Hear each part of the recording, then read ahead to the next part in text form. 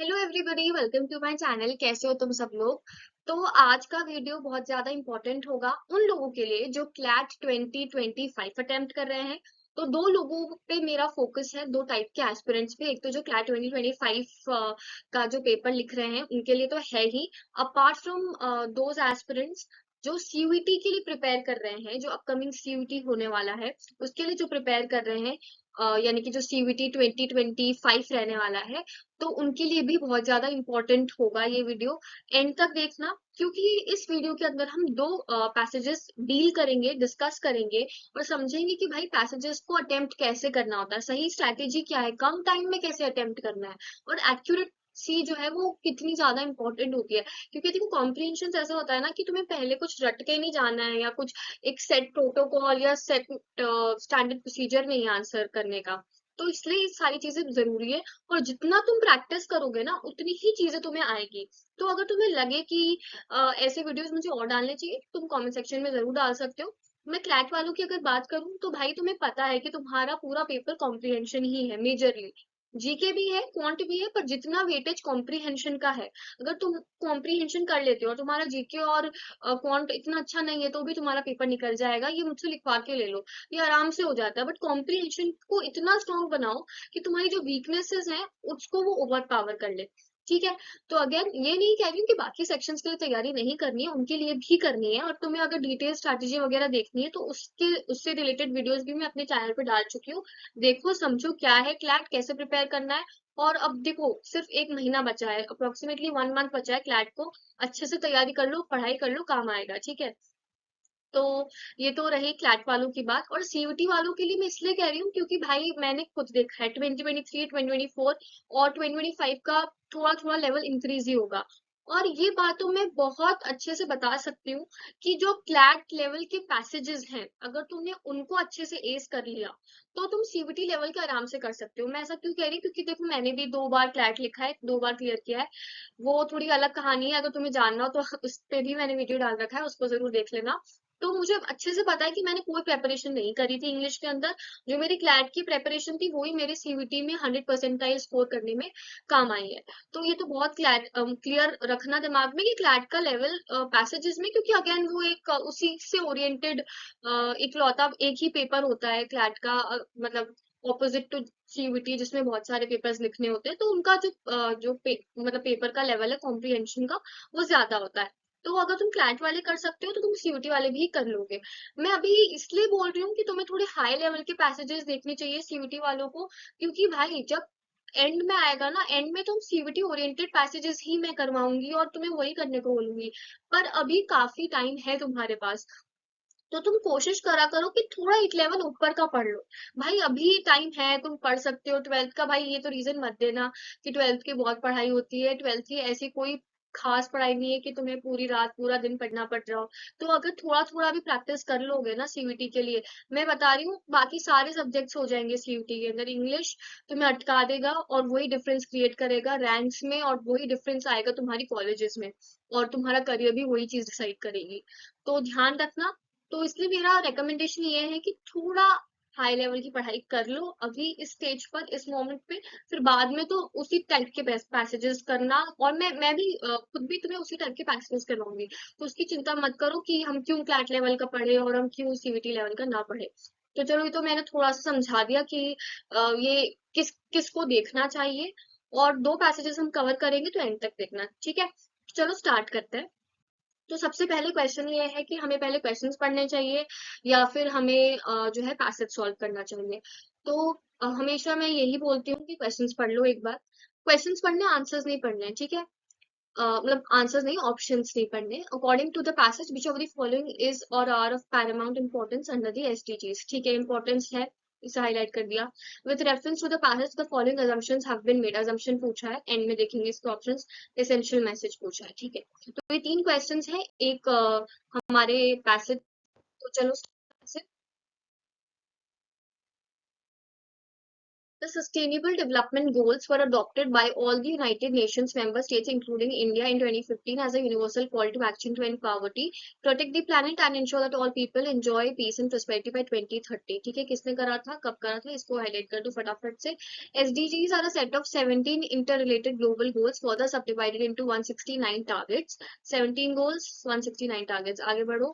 Pledges to leave no one behind. ठीक है, thus designed to bring the world to several life-changing zeros, including zero poverty. ठीक है, ठीक है, ठीक है, ये सब पढ़ने की जरूरत नहीं है. आगे बढ़ो. द एक्सप्रेशन सबका साथ. ठीक है, विच outlines India national agenda.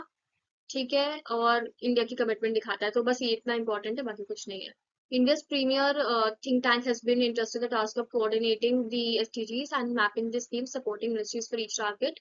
According to Tendulkar Committee, the poverty level is. मुझे बताओ इंडिया के किस अच्छा, ये नीति आयोग दे रखा है हमें. नीति आयोग का मुझे कमेंट सेक्शन में बताना कि मतलब चेयरपर्सन कौन है और वाइस चेयरपर्सन कौन है. ठीक है, ये बताना. हाँ, कमेंट सेक्शन में तुम्हारा थोड़ा जीके का भी चेक हो जाएगा कितना तुम पढ़ रहे हो. फिर according to Tendulkar committee, the poverty level is 21.9%. ठीक है, 2/3 of health expenditure is out of the patient's pocket. MMR दे रखी है, infant mortality rate दे रखी है, near universal enrollment has been achieved at primary school level. ठीक है, ये दे रखा है. स्वच्छता status report of national sample survey has more than half. Okay, ये आप इम्पोर्टेंट मार्क करें. ठीक है, तो ये तो हमारा पैसेज हो गया. अब आ जाते हैं क्वेश्चन. तो अकॉर्डिंग टू द पैसेज हमने पढ़ रखा था कि पैरामाउंट इंपॉर्टेंस बतानी है. तो इरेडिकेशन ऑफ पॉवर्टी, बिल्कुल. Protect the planet and ensure that all people enjoy peace and prosperity by 2030, ये भी गिवन था, ये मैंने हाईलाइट भी करवाया. To bring the world to several life-changing zeros, including zero poverty, hunger, etc. तो अब इसके अंदर क्वेश्चन ये पूछा है कि पैरामाउंट इम्पोर्टेंस किस किस चीजों की है, और ये ऑप्शन है बोथ 1 and 2. तो अब ये देखो, पैरामाउंट इम्पोर्टेंस जो है वो इन दोनों के कॉन्टेक्स्ट में यूज करा गया था. ये चीज भी बोली गई है, पर तुम्हें ये देखना है कि पैरामाउंट इम्पोर्टेंस जो है किस एसडीजीज से एसोसिएटेड है. ठीक है, एसडीजीज के अंदर अंदर क्या क्या चीजें इंपॉर्टेंट है. तो देखो, इरेडिकेशन ऑफ पॉवर्टी, और ये डायरेक्टली लिंक्ड है, इसलिए बोथ 1 and 2 इसका जो है वो करेक्ट आंसर हो जाएगा.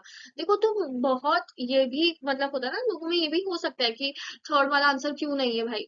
देखो, हमें हमेशा मोस्ट करेक्ट आंसर चूज करना है. ठीक है, तो ऑब्वियसली अगर तुम्हें ऑप्शन मिले कि तुम 1 3 2 3 3 ओनली, तो तुम किसको चूज करोगे यार. ऑब्वियसली ये दोनों जो है ना आपस में भी सिंक बिठा रहे हैं, तो हमेशा ऐसी चीजें चूज करो जिसके गलत होने के चांसेस कम हो. रेवोल्यूशनरी आंसर्स हमें नहीं चूज करने होते, ये चीज दिमाग में बैठा लो. ठीक है, तो इसका आंसर तो डी हो गया. अब आगे बढ़ते हैं.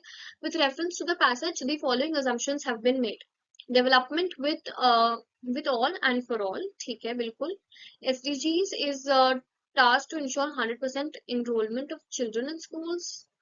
Not really, not really, not explicitly rather. Niti Aayog to coordinate the SDGs and mapping of schemes globally. Globally तो गलत है भाई, ये तो explicitly गलत हो गया. Everyone should be treated equally and no one should be left out from the benefits outlined by SDG. ये तो बिल्कुल उन्होंने बोला डेवलपिंग कंट्रीज डेवलप नेशंस के कॉन्सेप्ट में, और ये दोनों आपस में भी देखो मीनिंग इनका एक ही निकल रहा है. तो 1 and 4 जो है अजम्पशंस है. देखो, अजम्पशंस क्या होता है. अजम्पशंस डायरेक्टली स्टेटमेंट्स नहीं आपको मिलेंगे. अजम्पशंस वो है जो आप सोचो कि आपने लिखा है पैसेज, तो आप क्या क्या चीजों को बाय डिफॉल्ट ट्रू मानोगे, वो होते हैं अजम्पशंस. फॉर एग्जाम्पल, मैं ऐसा कहूँ कि मतलब कुछ भी ऐसा बहुत ही एक होता है ना, एक अंडरलाइंग बेसिक अजम्पशन किसी भी चीज के बारे में, वो इसको कैरेक्टराइज करेगा. तो अगर मैं ऐसे बोलती हूँ कि एसआरसीसी के स्टूडेंट्स की प्लेसमेंट्स अच्छी लगती है. ठीक है, मैंने क्या बोला, एसआरसीसी का जो स्टूडेंट का बैच है उनकी प्लेसमेंट्स अच्छी लगती है. तो इसका अजम्पशन क्या है कि एसआरसीसी के जो स्टूडेंट्स हैं वो इतने केपेबल हैं, इतने उनके मतलब इतना उन्होंने अपने आप को मतलब केपेबल बनाया है, इतना एबल बनाया है ताकि उनको इतने अच्छे मतलब प्लेसमेंट्स लगते हैं. तो यानी कि अगर हम ये भी बोले कि एसआरसीसी की प्लेसमेंट रेट अच्छी है, तो यानी कि एसआरसीसी को हम ये मानेंगे कि अच्छी ब्रांड वैल्यू एसोसिएटेड है. ये अजम्पशंस होंगे. अगर मैंने फॉर एग्जांपल एक स्टेटमेंट दे दिया, एसआरसीसी के प्लेसमेंट्स जो है वो अच्छे लगते हैं. ठीक है, प्लेसमेंट ज्यादा है या ड्यू में सबसे अच्छे है, समथिंग लाइक दिस. ठीक है, तो इसके अजम्पशंस क्या निकलेंगे. कि इंफ्रास्ट्रक्चर अच्छा है, फैकल्टी अच्छा है, स्टूडेंट फैकल्टी अच्छा है, ब्रांड वैल्यू अच्छी है, ठीक है, और कह सकते हो कि एक्सपोजर अच्छा है, ठीक है, और स्टूडेंट कम्युनिटी अच्छी है। तो ये सारे क्या हो गए, ये हमारे अजम्पशंस हो गए, ठीक है। तो ये ऐसे तुम अपने हिसाब से, मैंने एक एग्जांपल दिया छोटा सा ताकि तुम्हें ये समझ में आए कि अजम्पशंस होते हैं क्या है, क्योंकि कुछ कुछ टर्म्स आएंगे आगे, अजम्पशंस, इन्फ्रेंसेस, तो ये थोड़ी सी क्लैरिटी चीजों में होना बहुत ज्यादा जरूरी है, ठीक है। तो और एक चीज मैं और बता दूं, पैराफ्रेज स्टेटमेंट किसी भी गिवन लाइन का जो कि पैसेज में ऑलरेडी है, अजम्पशन हो भी सकता है और नहीं भी हो सकता है। अगर कोई बेटर ऑल्टरनेटिव अवेलेबल है तो वो अजम्पशन करेक्ट होगा, और जो पैराफ्रेज्ड है वो नहीं होगा। बट और कोई चीज ही मेंशन नहीं है तो पैराफ्रेज को भी हम करेक्ट मानेंगे। देखो ये सब छोटी छोटी चीजें हैं जो हम आगे प्रैक्टिस करेंगे तो आएगा, तो अभी टेंशन मत लो, डरो मत, बस करते रहो, ठीक है। What is the essential message in the passage? The main focal point is the all-round development of the rural population. Like इन्होंने तो ये तो एंड में मैसेज मतलब एक एंड में जो है वो कहा था, देखते हैं चलो आगे। और all-round development of the world as a whole in a sustainable manner. Yeah, this gives crux of the passage. देखते हैं चलो एक बार इसको। Poverty eradication improvement in the MMR, IMR and rural nutrition. ये देखो एक छोटा सा कंपोनेंट है, ये essential message बिल्कुल भी नहीं है। To implement all the goals of the SDG in an efficient manner in coordination with government and member nations, ठीक है। तो किन भी देखते हैं, अब इन दोनों में से कंपेयर करते हैं, ये भी नहीं होगा क्योंकि एक छोटा सा कंपोनेंट है अगेन। तो ऑल राउंड डेवलपमेंट या फिर to implement all the goals, ये भी देखो तुम देखोगे तो ये भी एक तरीके से कंपोनेंट ही है। ये अगर तुम्हें मुझे बोला जाए कि बी और डी में से ज्यादा ब्रॉडर स्कोप किसका है, तो मैं बोलूंगी भाई बी का ही है, क्योंकि all round development of the world as a whole is a sustainable manner, ये इन्होंने स्टार्टिंग भी इससे करी और कंक्लूड भी इसी टोन में करना चाह रहे हैं। तो इसेंशियल मैसेज का क्या मतलब होता है? इसेंशियल मैसेज का दूसरा नाम है प्राइमरी पर्पस, ठीक है। प्राइमरी पर्पस मतलब मतलब इन नाम से पूछा जा सकता है, मेन आइडिया। तो ये कुछ होते हैं ना तुम्हारे हिंट देने वाले वर्ड्स होते हैं, तो इसको भी ध्यान में रखना। तो ये तो हमारा पैसेज नंबर 1 जो है खत्म होता है। अब चलते हैं पैसेज नंबर 2 पे। The passage is concerned with, again questions ही पढ़ेंगे, concerned with youths in the elite class families are being truly modern means। तो चलो देखते हैं। You today do not realize that one is modern only when his thoughts and actions bring out something new, which can set an example to the rest of the world, ठीक है। Imitating only the Western outlook in lifestyle, leaving aside their values, is not what modernism is, ठीक है। Imitating नहीं होता अकेले modernism, आपको revolutionary ideas जो है वो भी चाहिए होते हैं। Should be considered a youth modern if he opts for a dozen girlfriends and then pretends to be ignorant when dowry in marriage is concerned, okay okay। मतलब ऐसा होता है ना कि बहुत सारे सिविल सर्वेंट्स जो इतना मतलब होता है ना, इतनी आइडियलिस्टिक बातें करते हैं अपने इंटरव्यूज में, खुद सबसे ज्यादा डाउरी लेते हैं। तो ठीक है, समथिंग ऑफ दैट सॉर्ट, अच्छा पैसेज है। Should be consider youth modern, ठीक है, ये पढ़ लिया। The family also plays a vital role, ठीक है। The urban population India is divided into two broad divisions, the elite and the middle class, ठीक है। We will find that youths belonging to both these classes suffer from severe frustrations. The parents in the high society are so busy with their work that the children are left neglected. Loneliness, tensions arising out of parents' unhappy relations, and family feuds result in psychiatric depression in the youth. Very true. The case is similar in the middle class families, though with a difference. ठीक है, मतलब इनको time नहीं मिलता इसलिए वो depression में चल जाते हैं। फिर lack of attention at home ruins them. The situation is not so great with the girls as they generally prefer to stay at home. Um, ठीक है। Whatever its conditions be, the situation is not so great with the girls as they generally prefer to stay at home when whatever its conditions be, ठीक है। ज्यादा दिल पे मत लो ये passage को। But young men desperate to find some refuge quite often come in contact with drugs, ठीक है ठीक है ठीक है। ना वो सोसाइटी से खुश है ना सोसाइटी से खुश है, ठीक है भाई। ये तो बहुत ही पेरेनियल प्रॉब्लम है इसका। इन्होंने मतलब एक बहुत ही होता है ना, एक बहुत ही वेग फॉर्म में अपने जो है थॉट्स व्यक्त करे। The passage is concern with, तो पैसेज जो है वो किस चीज से कंसर्न है? तो अर्बन यूथ से कंसर्न है, एलीट क्लास यूथ से कंसर्न है, मिडिल क्लास यूथ से, या मॉडर्न गर्ल्स से। तो देखो तुमने ये देखा होगा यहाँ पे urban population is divided in two broad divisions. तो देखो अगर सिर्फ यूथ लिखा होता तब हम उसको मार्क करते।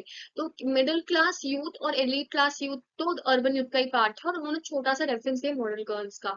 तो again the passage is concern with, यानी कि मेन आइडिया ही पूछा है, तो हम क्या लेंगे, एक ब्रॉड ऑप्शन को मार्क करेंगे, विच इज ऑप्शन नंबर 8। ठीक है।